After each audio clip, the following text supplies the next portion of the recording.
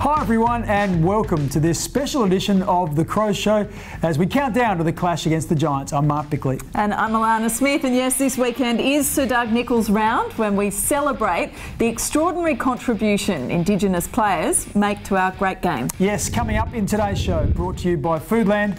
From last choice to first pick, Rory's inspiring journey. It took me 2.5 years to play my first game for the club, and I played my first full season for the club in my 4th year, so I feel like when I did get my chance, being a bit older, I knew what my role was. And the young man who's making giant leaps to football stardom.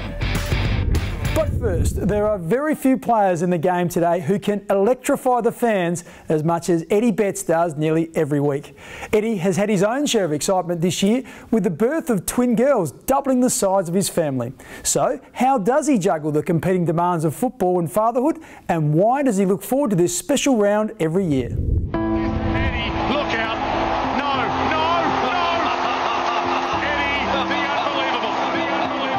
Eddie Betts embraces every opportunity to be a leader in his community and, in particular, a mentor to young people. That was obvious after the game in Alice Springs. Just to see them smile and cheer. We lost by 91 points and then to cheer us on and to stay till the end and wait after was unbelievable, and that's why I play the game. You know, to make kids like that happy, to see them smile. Eddie believes he can be a force for change. Hopefully, to be a role model and to teach them that you can make a difference, especially in your community, whether that starts with education first and learning, knowing what's right from wrong and changing that cycle. He speaks with great pride about the new Indigenous Guernsey and describes Sir Doug Nichols' round as a season highlight. Eddie, full the ball, escaped, Eddie Betts, Eddie goes! Yeah, it obviously means a lot. You know, I want to represent myself, my people, my culture, my family. You know, it's all about education and about learning. But that learning shouldn't be confined to the Indigenous community. Don't keep our history a mystery. We want to share our culture with everyone so we can learn and move forward together as one. Away from football, Eddie says life at home has settled down, but it's crazy. In a good way. I mean, my two boys, they absolutely love the girls. The girls are sleeping now.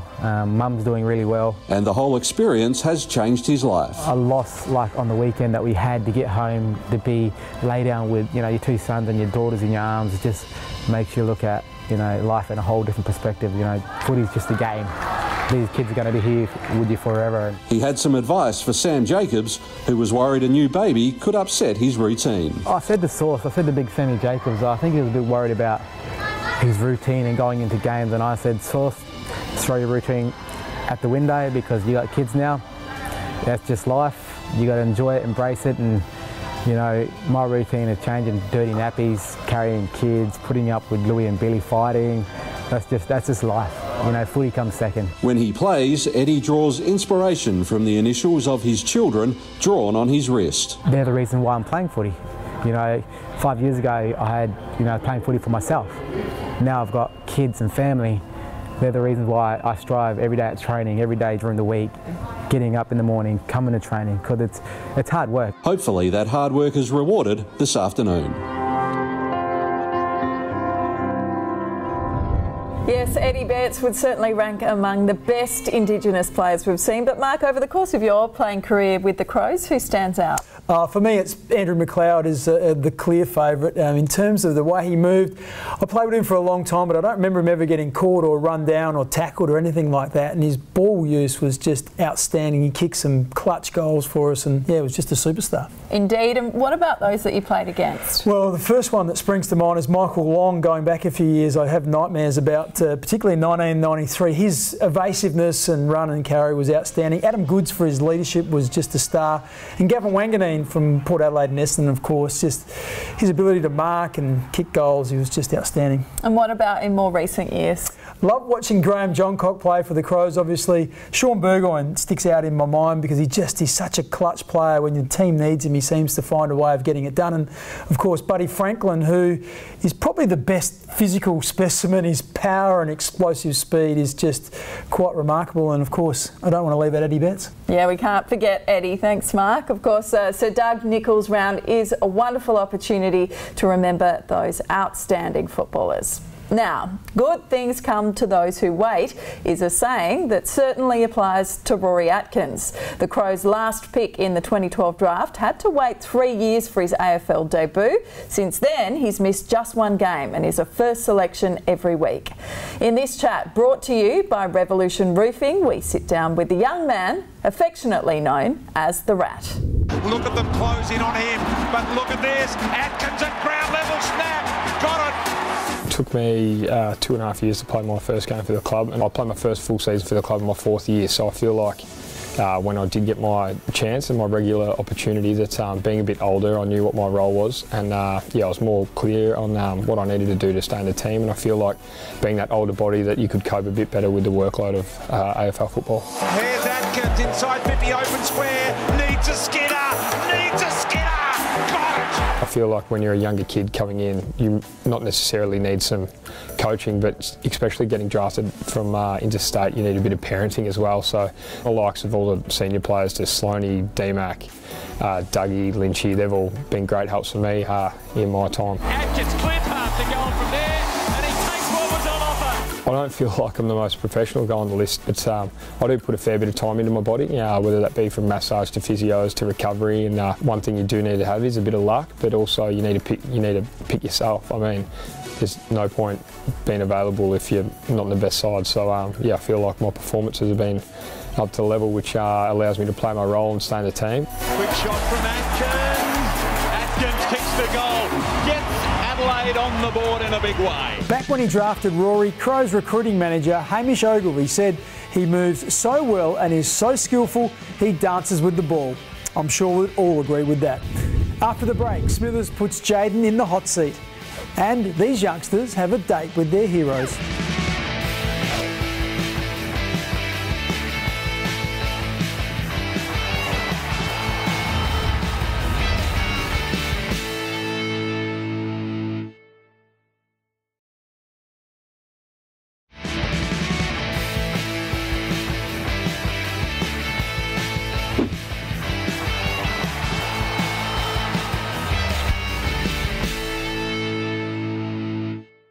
Welcome back. The Giants' Toby Green is a polarising player among fans. 1 minute they'll be admiring his exceptional skills, the next they're reminded of his fiery temper. He's a renowned goal scorer and an excellent mark. In this High Flyers segment, brought to you by Flight Centre, we revisit the Crows' round 1 clash against the Giants last year. Thought about Kelly G, he was running onto his left foot as well. Now Sheila's got to go back, do the U-turn, kick it to Green. Gee, that's a good mark. Superb mark, Toby Green. Saw Lobby there, thought I'd jump on his shoulders and yeah, able to hang on to it. I guess it's something I like to practice a fair bit, whether it's just in a contest or out on the lead. So it's something I want to work on, and hopefully I can continue to build on my game. I think it just helps adding a different dimension to your game, and it's something that if you're a small forward you're able to do, it certainly helps. So it's something I want to continue to do. Well, early this year, the Giants extended Green's contract by another 6 years until 2024. Now, as Brodie Smith recovers from that serious knee injury, he's enlisting many young members to his fan club. Thanks to Thomas Farms. Let's check out his latest recruit. Welcome to Thomas Farms Junior Jams. This week we've got Jaden. How you going, Jaden?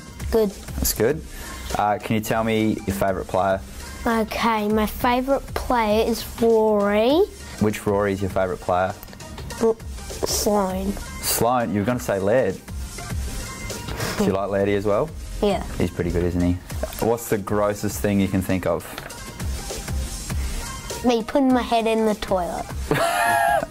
Have you done that recently, or you just... Almost. I probably don't want to ask, do I? If you could take an animal from the zoo, what would you take? Monkey. A monkey? And how are you going to get the monkey? I'll get a taser and tase him. Put him in a cage and take him home. Oh, it's a bit mean. We might have animal rights in here, but that's all right. If you had $1 million, you like that already, don't you? What would you buy? A casino. A casino? And what are you going to do at the casino?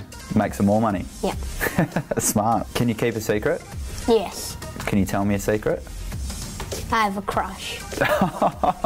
So you didn't keep your secret?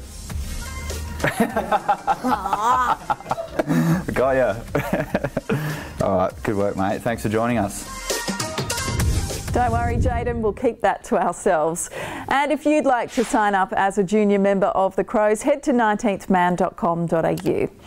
Well, when the players run onto Adelaide Oval in a few hours, they'll be accompanied by 23 Indigenous youngsters. They'll include children from the Ghana Plains School, who, with the help of the Crows Children's Foundation and club partner Bendigo Bank, met their heroes earlier in the week. As the bank's mighty mascots, they'll wear special Guernseys, which pay tribute to Adelaide's past and present Indigenous players. The kids from Ghana Plains Primary School are here this morning.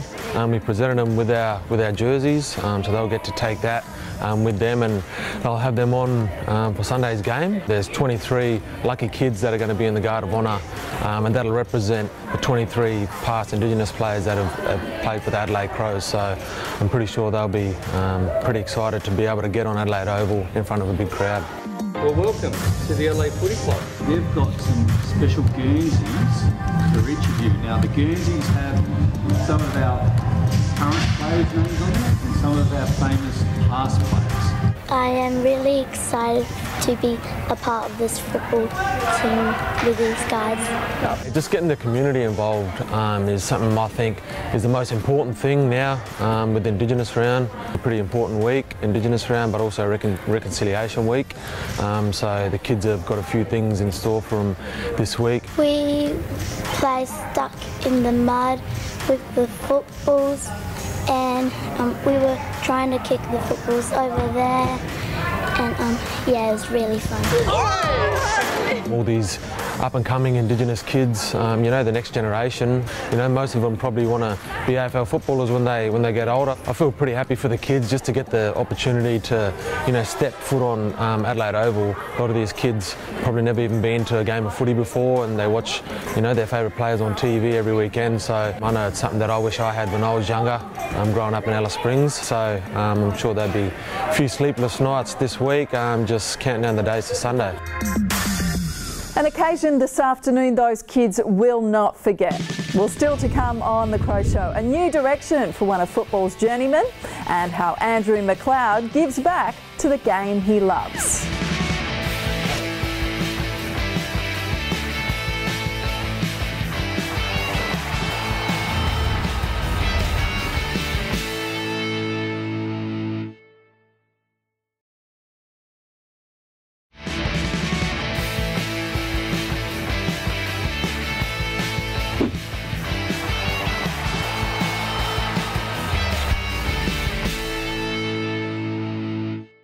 Around the club, he's known as the Doc, the big man with a mild manner. Matthew Clarke has been ruck coach for 10 years, and now he has the extra responsibility of taking charge of the Crows women's team. So, what can the girls expect from one of the game's best strategic minds who has a strong focus on personal development and culture? Well, obviously the vacancy came up, and we had a bit of a discussion in the football department to see if anyone was interested in the role, and I very much was. So it was pretty much as soon as it became available, yeah, it was a really good process, really thorough. It certainly put us through our paces, but it was really enjoyable. Yeah, well, I think anyone that's watched the girls play over the first 2 years would recognise that the way they play the game is just full of enthusiasm, full of passion, full of aggression and intent. They're somewhat reckless in the way they go about it. So it's I've been a fan of the way they're playing, and so to get the opportunity to work with them is going to be sensational. The great thing is they just want to get better so quickly. They're really impatient, and as a coach, that's kind of the magic formula. You know, a committed athlete who really wants to get better. So that's the exciting part from a coaching perspective. Yeah, the integration's a great opportunity for us. Obviously, there's learnings for the women's program out of the men's program, and I think there'll be some transfer the other way. You know, we won't force that. It can evolve naturally. I know already there's a number of the men's players who are really engaged and interested in what the women are doing, and the vice versa. So we'll take those opportunities, but ultimately both programs are really focused on achieving high outcomes in their particular field. So that's the priority, and where we can get integration, we'll take it. Matt steps into the role immediately, coinciding with the sign and trade period for the AFLW. All 10 clubs, including newcomers North Melbourne and Geelong, can sign 23 players by June the 4th. The Crows have already secured the signatures of co-captains Aaron Phillips and Chelsea Randall, along with inaugural rising star Ebony Marinoff. Probably the less said about last week's visit to Alice Springs, the better. Well, at least Andrew McLeod was able to come away with a sense of achievement. For a 5th year, he coordinated the McLeod Challenge, a 9-a-side round-robin competition for local Year 8 and 9 students, which is aimed at encouraging teamwork, fair play and leadership.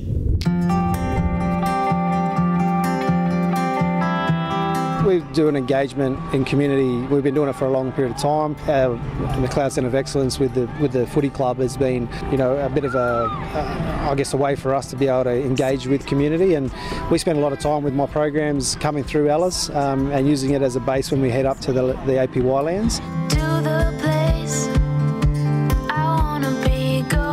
It made sense that I've got some great connections through the AFLNT to start a relationship and a partnership around an engagement piece of footy up in this area. I think they don't get the exposure to AFL clubs like we do in Adelaide or in Melbourne or whatnot, so it's nice to be able to do it. I think for me, when the guys come and ask me to see if I could come and have a chat and to talk to them about my experiences and what I've done, I think something that for me as a Territorian and I guess a proud Territorian to be able to give something back and to pass on my experiences. Footy's great, it helps you facilitate teamwork and leadership, and you put all that together and it's just makes for a great day.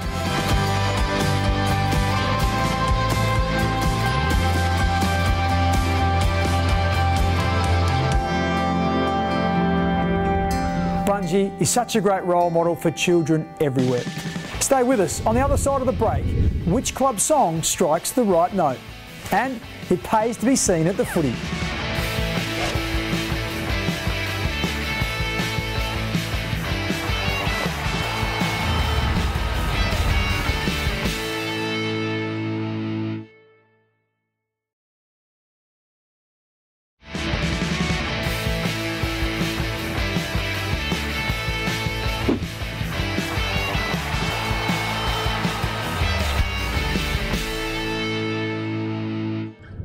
A unifying force for all football fans is their team song. A rousing rendition greets every win, but there's no doubt some songs are more appealing than others. So, what do the fans think? Carlton. Yeah. I like Carlton's song. Yeah, Carlton, you get a go. Sydney for sure. I reckon Geelong. St Kilda. Adelaide. And Hawks, obviously. Well, I'm a Collingwood supporter, so the Magpies. Perhaps Richmond or Collingwood, and I hate to say that. Let's stay with the fans and pick our crow in the crowd. I think this week's winner should be you. If you recognise yourself, contact the club by 5 p.m. on Wednesday. Be ready with some photo ID and a merchandise pack will be yours courtesy of Toyota. That just about wraps up our show today, brought to you by Foodland. Next week, as we prepare to face the Dockers, we'll catch up with superstar Nat Fyfe as he relives a classic grab. And don't forget, for all the latest news and player profiles, visit the club website afc.com.au or Facebook, Twitter and Instagram. And a reminder to stay on 7 as the Crows take on the Giants later this afternoon. Mark, we sure need a good win. Oh, we certainly do. Thanks for your company today. We look forward to joining you again right here at 11:30 next Sunday. We'll see you then. Bye for now.